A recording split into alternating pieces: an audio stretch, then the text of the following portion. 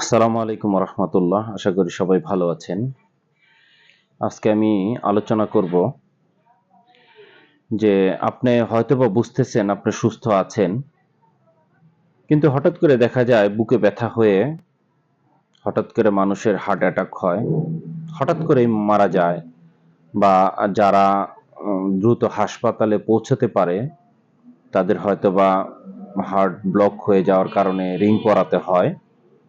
কিন্তু দেখেন, আমরা অনেক শিক্ষিত মানুষ, অনেক সচেতন, টাকা পয়সাও আছে, কিন্তু শুধুমাত্র অবহেলা, শুধুমাত্র অবহেলার কারণে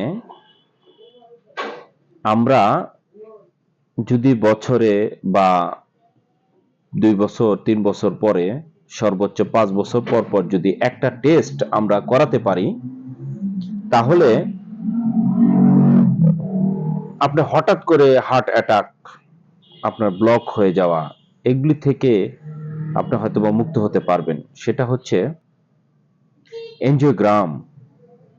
যদি আমরা এনজিওগ্রাম করাতে পারি, এনজিওগ্রাম করাতেও বেশি টাকা লাগে না, হয়তোবা 15-16 হাজার টাকা এরকমের লাগে।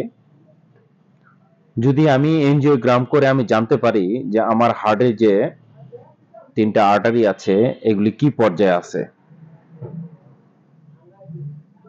যদি একবার করান তাহলে নিশ্চিতভাবে আপনি 5 বছর পর্যন্ত আবার না করালেও চলবে।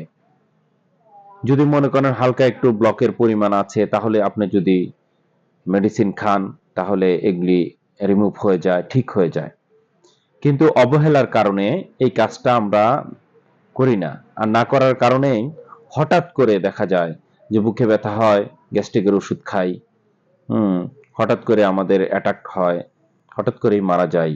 না হলে 5 লাখ 7 লাখ টাকা পর্যন্ত লাগে, বাইপাস সার্জারি করতে হয়, শুধুমাত্র এই ভুলটার কারণে।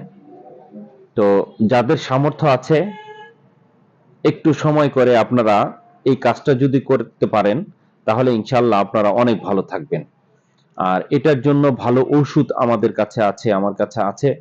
কারো যদি এরকমের অনুভব মনে হয়, তাহলে ইচ্ছা করলে এসে ওষুধ নিতে পারেন, ইনশাল্লাহ পুরোপুরি সুস্থ হয়ে যাবেন। সবাই ভালো থাকবেন। আসসালামু আলাইকুম।